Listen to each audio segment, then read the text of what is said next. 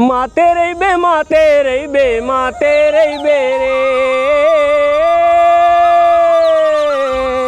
माते रही बे माते रही बे माते रही बे ना ये दे माते रही बे रे अल बेला मोर गठिया गांजा ला पी के माते रही बे होए दे माते रही बे रे अल बेला मोर गठिया गांजा ला पी के माते रही बे। संगवारी हो आप सब ला गौतम चौबे लोक गायक महतारी के कोरा के राम राम, जय जोहार, जय छत्तीसगढ़। हमार संस्था महतारी के कोरा जे नवा नवा गीत संगीत और नवा कॉमेडी के संग सज धज के नवा कलेवर में तैयार है। तो आप सब एक बार जरूर मौका दे हो।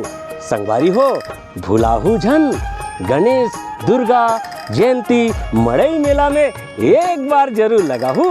जय जोहार, जय छत्तीसगढ़।